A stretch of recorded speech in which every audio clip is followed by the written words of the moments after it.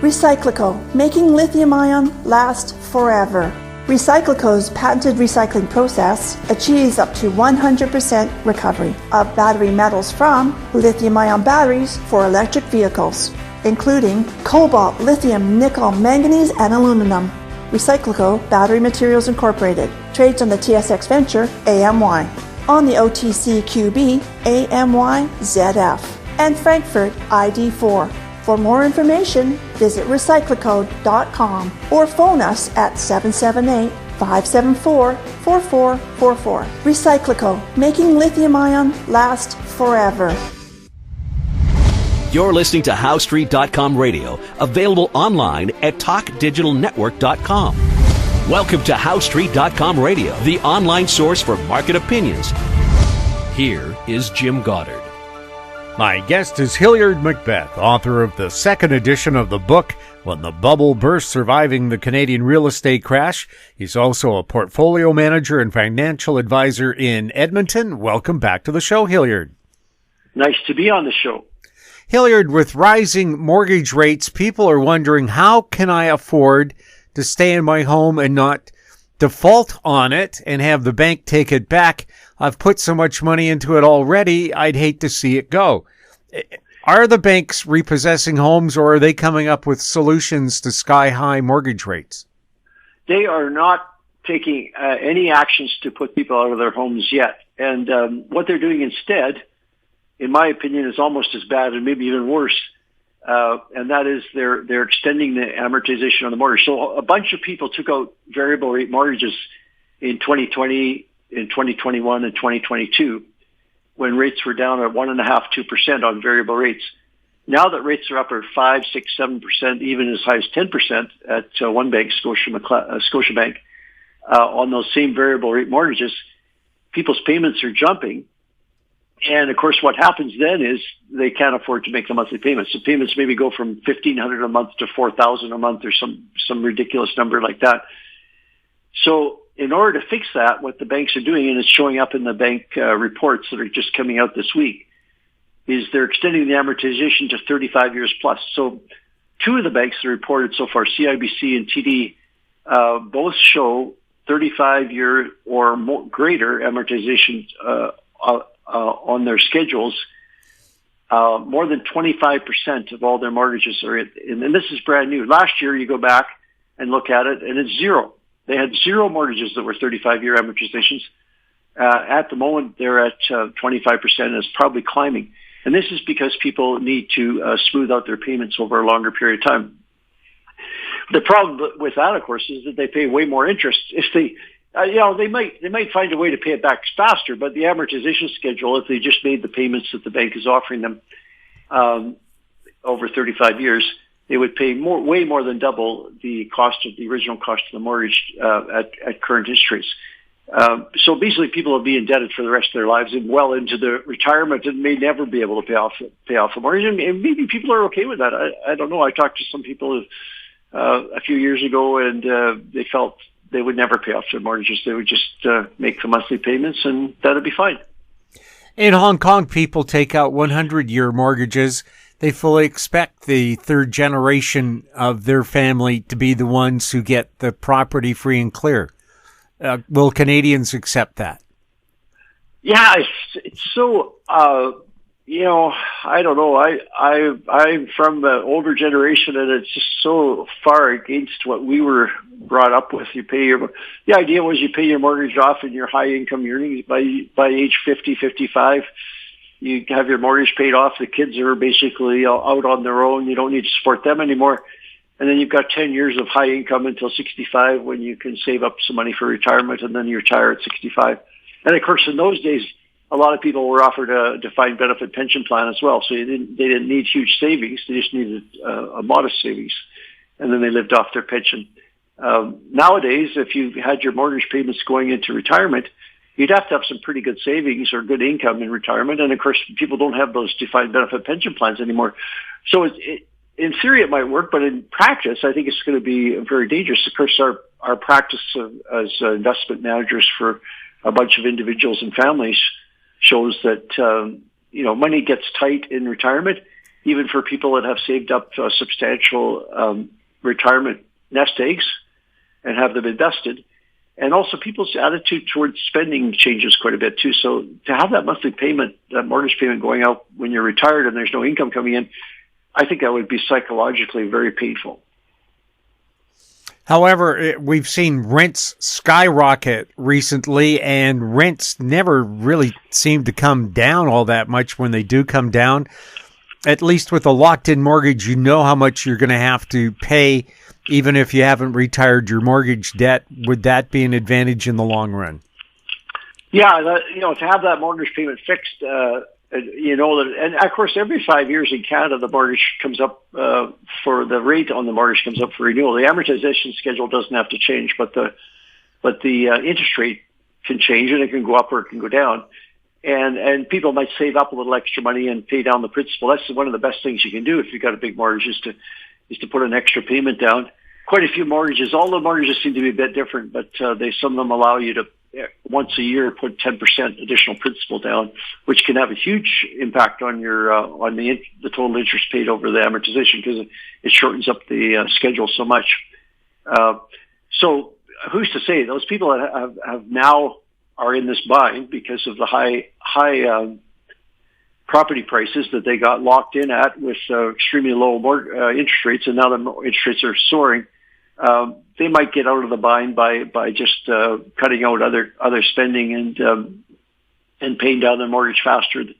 And the problem with that, of course, is that's going to affect the Canadian economy. And we just had the results come out a couple of days ago, where the fourth quarter Canadian economy was basically flat. There was no growth at all. So that's borderline recession, and that will be what happens when people invest too much money into housing, and the interest rates rise, and they have to start supporting that home.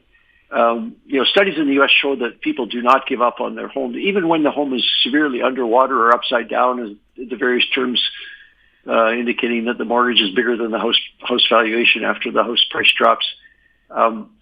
Only a tiny fraction of those that were eligible to walk away from their homes took advantage of that. Most of them just kept paying their mortgage, and it was to their financial disadvantage to do so.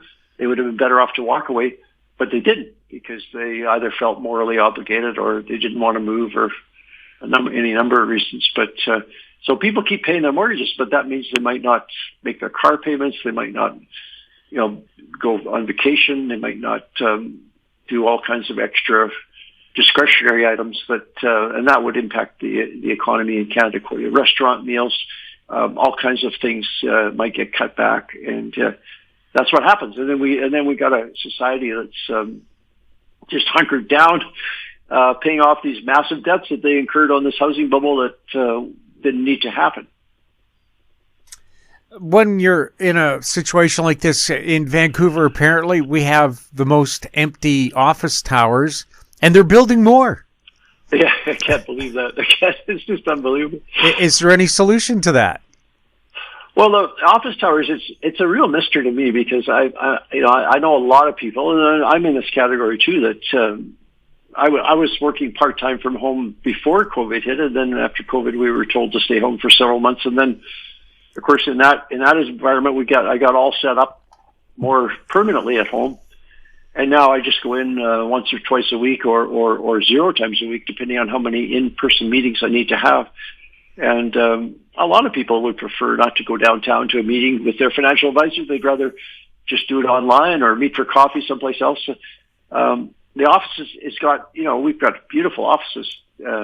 Coincidentally, we built a new office out in the downtown tower around the same time as COVID. So they're got all the latest features, and it's really nice to be there and nice to see the people. But having said all that, I think that's an area that where a lot of corporations will be cutting back and indulging people's desire to not have to do that long commute every day, twice a day, and if they can get their work done from home, that's just as well. Now, some people they're working on a design team or something like that. Tesla, Elon Musk is pretty insistent that people have to come to the physical location, but that's a little bit different if you're working on that kind of a project. But for a lot of people, they can do their work from home, and why not? It saves a bunch of money, saves a bunch of time, and it works just as fine. We'll have more with Hilliard MacBeth right after this. Don't miss out. Stay informed. Receive the HowStreet.com weekly recap with thought-provoking podcasts, radio, and articles delivered to your inbox. Sign up for the HowStreet.com weekly recap on our homepage at HowStreet.com. Welcome back. We're speaking with Hilliard MacBeth.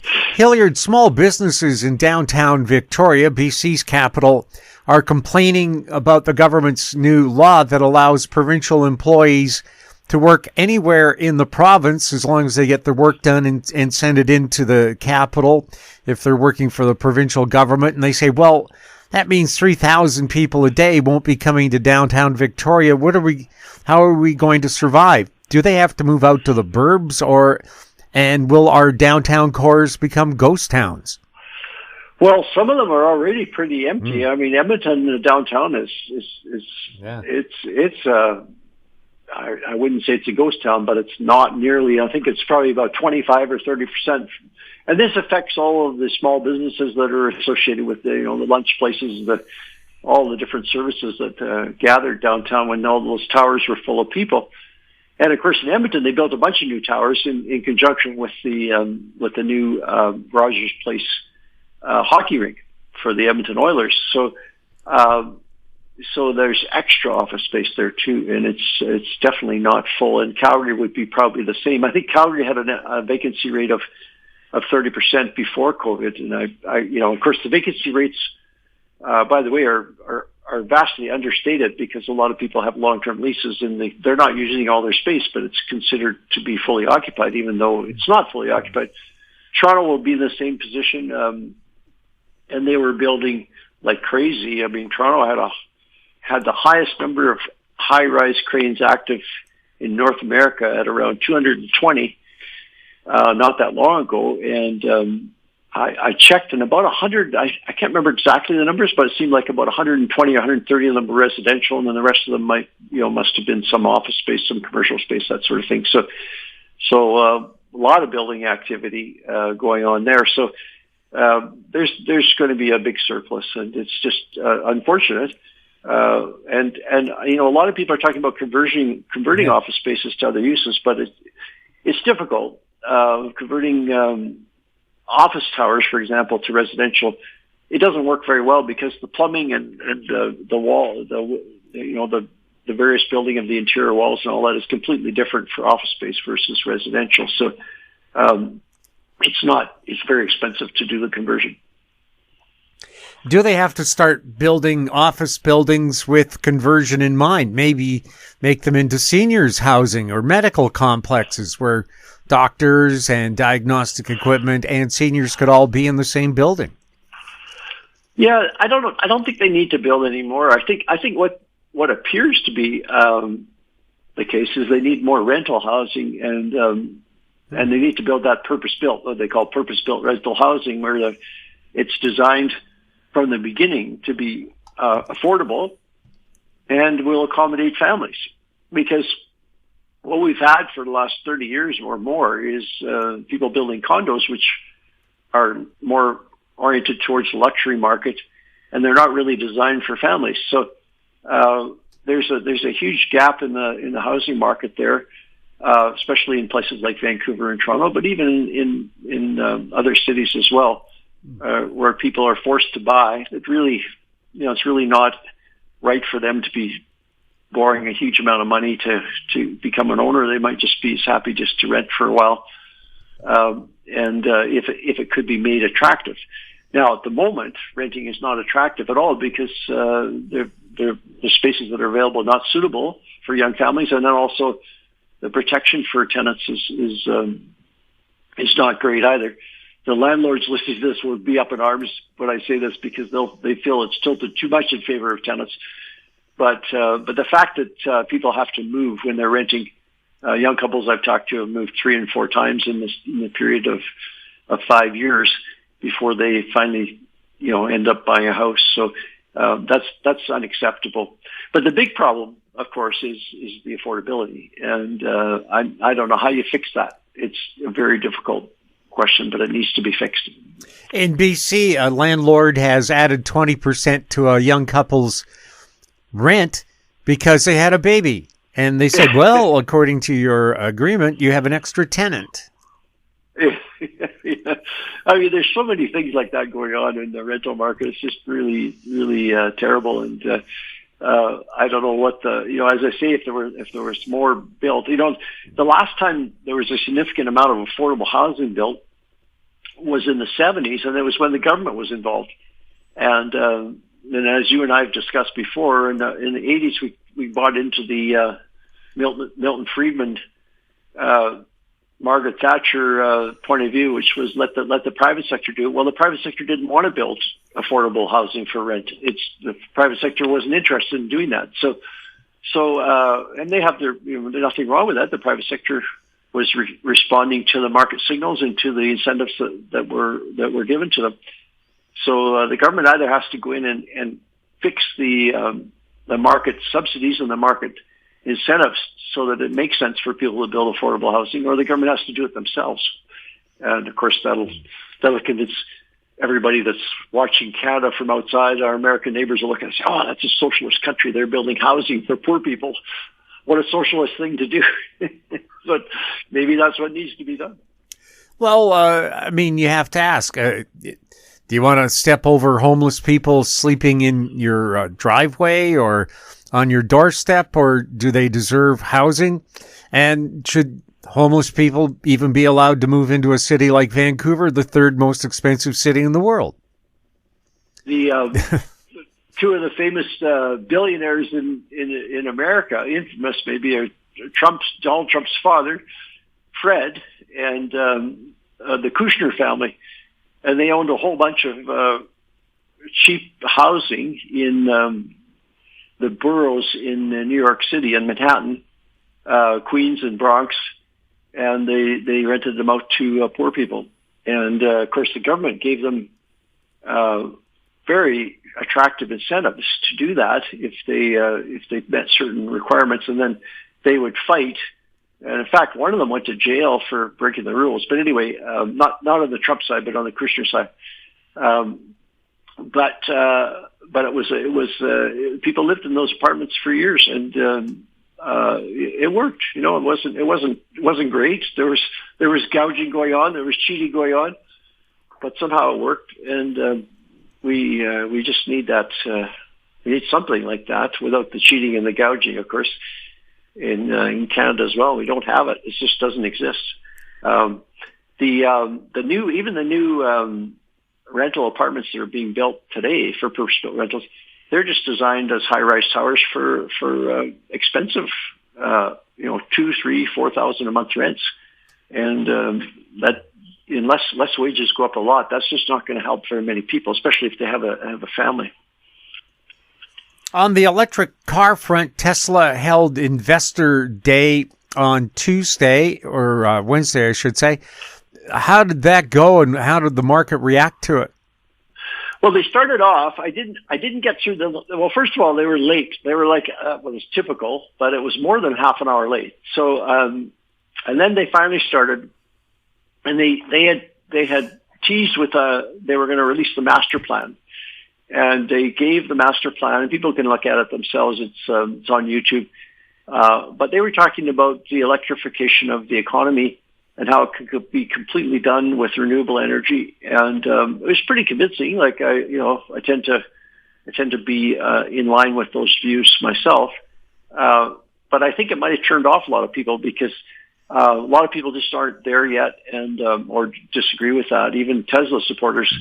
And they wanted to hear about new models and stuff. And of course, there are a couple of models.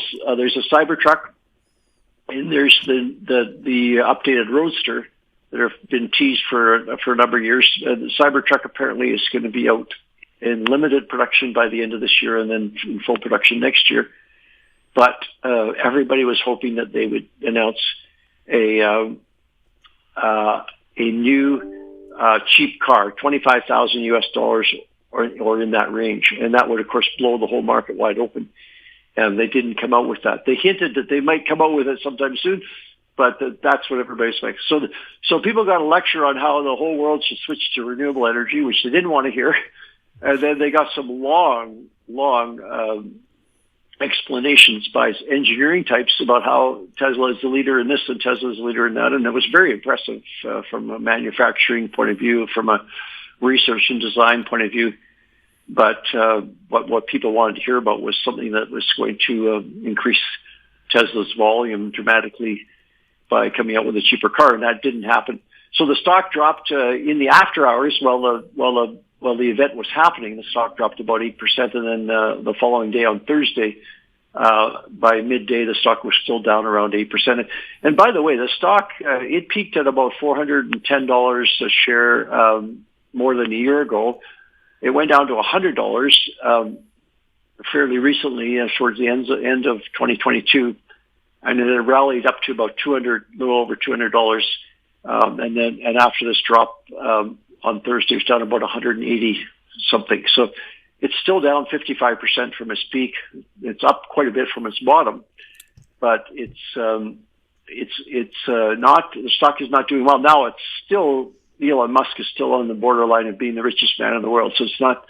Don't get too worried about Elon's personal wealth. It's still pretty good. But some of the shareholders that bought in when Tesla was $300-400, they're not very happy that Tesla didn't bring out a big blockbuster announcement on March the 1st the way some people thought they would. Now, Volkswagen in Asia has come out with a $10,000 electric car, the Viking, the electric Viking. It's $10,000, and it uses sulfur-ion batteries instead of lithium. Is that the way to bring down the cost? Yeah, there's a number of new battery technologies that are coming out. Tesla is, and they did cover this in their presentation on Wednesday. They are basically sticking with lithium and nickel, and this is because that's where the higher performance batteries come from. So they need higher performance batteries to do the exciting things with electric cars, and their cars are, they're full size. Or even greater with this new Cybertruck, and they're very fast, and they've got very good range. You can do some pretty interesting things with sodium ion batteries and other configurations, but they lack the power and they lack the range. But for certain applications, it would work just fine, and you could charge way less for it. But I don't know if Tesla's got Tesla comes out with a $25,000 car that's as in the ballpark with the other Tesla vehicles. People are going to opt for that. They're going to it's going to be a very, very difficult competition for companies like Volkswagen. Toyota hasn't even started in the competition yet. Volkswagen's in there, but they're lagging way behind. BMW, Mercedes, they're General Motors, Chrysler, Ford. Ford's got a number of offerings, but they're struggling a bit with the batteries. One of the things that Tesla emphasized on Wednesday was how they do almost all of their own design and manufacturing work. They mentioned, for example, that Apple, with all their computers and stuff, they outsourced pretty much all of their manufacturing. So Apple didn't have their in-house manufacturing, whereas Tesla designs the products that they make to be manufactured by Tesla. And they did announce a new factory in Monterrey, Mexico, and which is about 6 or 7 hour drive. It's about 350 miles south of Austin, Texas. So the world headquarters, this manufacturing headquarters, at least anyway, is alleged to be in Austin, Texas. That was the announcement about a year ago. And now there's going to be a Mexico factory in Monterrey. They still have one in California, and they still have one in China, and they still have one in Germany. And they feel they need about 20 of those kind of factories to meet their goal, which is 20 million vehicles per year by 2030. So they've got to build another 15. Hopefully Canada might get one. Indonesia, because Indonesia's got a lot of the metals for the batteries, probably is in line to get one. India for sure has got to be on the list. Another one in Europe besides the one in Germany. But the thing is, for Tesla, it gets easier and easier to build these factories because they learn so much from they're fine tuning all the time, and they can repeat. You can just copy and paste the design. They also showed their robot, and they showed the robot, the Tesla robot, and what the robot was doing was building other robots. So they showed a robot building a robot. It's great. Well, with the labor shortages in North America, I guess robots make sense. But once the robots take over, what do the humans do to stay alive? Well, Elon Musk sort of philosophized a bit about it. I said, what is the meaning of an economy if you got GDP per capita, right? So you got 1 billion people, but he said at one point you might have 2 billion robots and only 1 billion people. So in an area, so. What is the production? The robot never needs to be fed or never needs to sleep, never needs a day off. So humans might just be. I guess somebody still has to supervise. Well, maybe not. I mean, if the robots can build other robots, the robots can probably supervise other robots too. So, one of the biggest causes of death in factories now is. When the robots are manufacturing something and something goes wrong, what they're supposed to do, and it halts the assembly line, and then these people are going to get criticized for slow production. So they call the robot team to come and restart the robot. But what people do is they figured out what the team does when they come. Sometimes it takes an hour for the team to arrive. So they already figure they've watched the team do and they know what the team does. So they say, I'm going to go and do it myself rather than wait an hour for them to come. They jump inside the fence where the robots are and do whatever it is, and then they get killed because the robot kills them. So this is the future. Well, in Japan, they have had death by robot on an auto assembly line. Somebody got welded to death. Oh yeah, no, there's certain safety features, and of course, people are always trying to figure out ways to do it faster, and so they cut a few corners, and the next thing you know, the robot slices them in half or something. It's terrible, but we're going to have to learn how to live with robots because I'd encourage people to watch that. I'll tweet something out tomorrow on Friday. With a link to the presentation. The robot thing is sort of in the middle of if you're watching it on YouTube, it's about halfway through. It's about 2.5 hours into it or something like that. It's about a 4-hour total thing. So you can skip through to that one if you want to watch the robots. But it's pretty good. I mean, it's kind of like these engineers aren't always the best communicators, including Elon Musk. You have to criticize him. He's not the best communicator in the world sometimes, but I put it up to 1.25 times speed or even 1.5 times speed, but that's got some disadvantages too because some of them talk really fast already, so you can barely make out what they're saying. But 4 hours is a long time. What's going on with the Alberta oil patch? The government there announcing a large surplus because of excess oil revenue last year, and are we going to see record high gasoline prices again this summer and fall? Don't forget, in September in Vancouver, we were paying $2.67 a liter. That's $10.68 per Canadian gallon of gasoline. Yeah, until the electric car takes over from the ICE internal combustion engine car, the demand for oil and crude oil in the U.S. is the big there's 80 million, 100 million barrels a day of oil produced, and 20 million of them are gobbled up by the U.S. So with less than 5% of the population, they're using 20% of the oil. So, and Canada's lucky to be right next to the U.S. and Alberta's lucky to have all this oil, and Alberta's making a lot of money right now. However, there's a few clouds on the horizon. One a little bit further away on the horizon probably is the electric car, because only 5% of the sales currently in the U.S. are electric, much higher than other countries like China, but the U.S. is still 5%, although it's growing quickly. But more immediately, the more immediate threat is the fact that the U.S. has become the biggest producer of oil in the world. So they're up to 13 million barrels a day. Now, I mentioned the 20 million, so they're still short a few million barrels. But what they're doing is they're exporting. So they're up to 5.5 million. The latest figures just came out.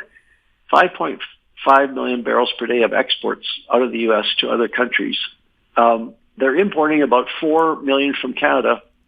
So basically, if they didn't export any oil, they wouldn't need Canadian oil. Now, the reason that they're doing that is because they've got a different type of oil they're exporting, and Canada's got Alberta's got this heavy bitumen type oil, which is useful for certain refineries and certain applications.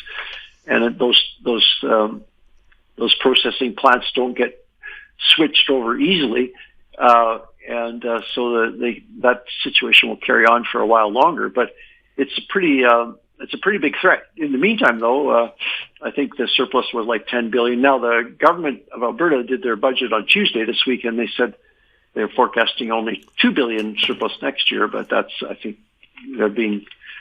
they're misleading people with such a low number, unless the price of oil collapses, which is possible if the U.S.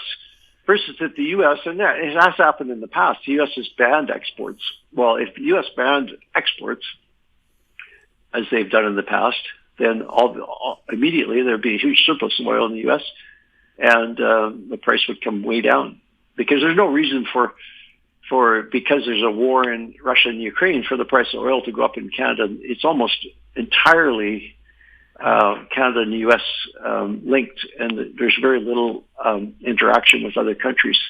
Canada and the U.S. together could form a pact that wouldn't involve any imports or exports. It would all be done within North America. So it's a complicated thing, but the profits are great right now. They're fantastic profits. What do you make of the BC government being very reluctant to approve LNG projects at Hilliard, or I shouldn't say Hilliard, MacBeth, because that's you. But we've had other people on the show explain one of those LNG ships that look like they're carrying 3 giant golf balls, at least $100 million worth of product in one ship. And if you're getting royalties of, say, just 10%, that goes a long way to funding things like healthcare, highways, and schools. And yet BC is against exporting something that we have a 200-year proven reserve of. Does that make sense? Well, I think what happened was it's one way of looking at it. The industry might say the BC government was reluctant to approve it, but it's also there's also, because it's exporting out of Canada, it's a federal government approval as well. And then there's some interprovincial. Some of the gas is in northeastern BC, some of the gas is in northwestern Alberta, and but the big problem is not that. And then there's approvals you need from various governments and Aboriginal people and all that. It's a big deal. The bigger problem, though, is that Canada's missed the boat. So literally, so the Australians, which have arguably a better direct access for their liquefied natural gas, and in other countries like Qatar and even the U.S. Gulf Coast, they've moved ahead very quickly. They've got all kinds of excess natural gas. That 5 million barrels a day of oil exported from the U.S., a lot of it's going out of Texas through the Gulf Coast. There's a tremendous amount of natural gas associated with that. They can't find markets for it, so they built a bunch of liquefaction plants, and they're shipping that natural gas to Europe now because of the breakdown in Russian supply of natural gas to Europe. So Canada's so far behind, we're basically out of the game. And whose fault was it? It's hard to say. I mean, was it there were 3 or 4 proposals at one point for new projects on the west coast of BC. I think only one went ahead. There's one that's still under construction. But the other ones, for whatever reason, whether it was the companies or the government or whatever, they never got their act together. And now I think it's too late because obviously, there's other people that picked up the slack, and there's not going to be a shortage because you don't want to spend all that money. And it's quite expensive. Now, I think one of the problems might have been that the Canadian natural gas was going to be more expensive than, say, the Australian version or the American version. And you don't want to invest all those billions of dollars in infrastructure and then find out that there's a surplus. People like the Japanese and the Chinese and all that, they would love to have 3 or 4 new projects going because then they can play one off against the other and get an even cheaper price. But it doesn't necessarily mean there's any profits for the BC government out of that. Mm-hmm. Hilliard, anything else we should be keeping a close eye on? Well, we got through this whole interview without talking about real estate prices, and it's interesting because some realtors and some people in the industry are touting a resurgence in prices coming back and trying to generate a little fear of missing out among people. But generally, the activity levels are really low, and some of the numbers have been delayed from BC because they don't have the data. The data isn't. They don't have enough.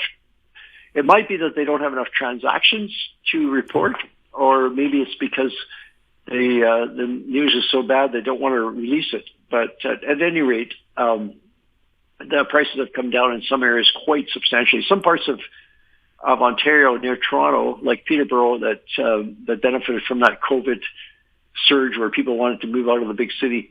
Prices are already down 25%, and they'll probably fall further. These interest rates at these levels, there's so many buyers that are just completely out of the market, off the table. They can't participate. That the activity levels have completely dried up, and the sellers are still stubborn. They don't want to lower their prices. And so you got a situation where the market is kind of frozen. And nobody knows which way it's going to break, whether it breaks lower, prices go down even further, or whether maybe interest rates come down and the return to rising prices comes back. I'm betting on the first, that it would be that when the things break, there'll be a bunch of people that are stuck with interest payments that they can't make, and they're forced to sell at lower prices. But could be wrong. Maybe it'll go the other way.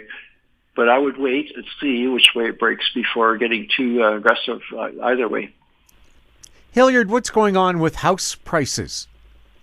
Well, the house price index that is reported, there's 2 different indices in Canada. The Canadian Real Estate Association, the CREA, and they produce a monthly report on house prices. But there's another one called Terranet National Bank House Price Index, and they try to be a little bit more rigorous, I guess, if you like. They try to find a house that is sold multiple times and use that as an indication to get away from some of the problems with other house price indices that are measuring apples and oranges sometimes.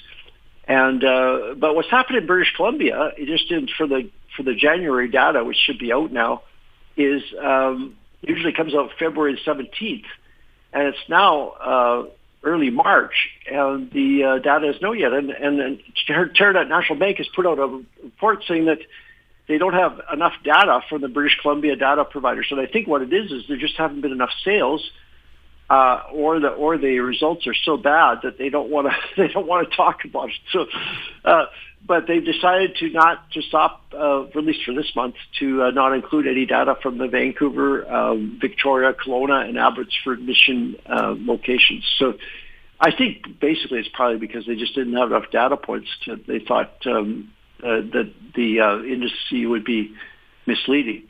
But of course, I'm always thinking, well, if it was misleading on the upside, they probably would have published it. But if it's misleading on the downside, they're going to not publish it. But in any case, that's what's happening in Vancouver right now.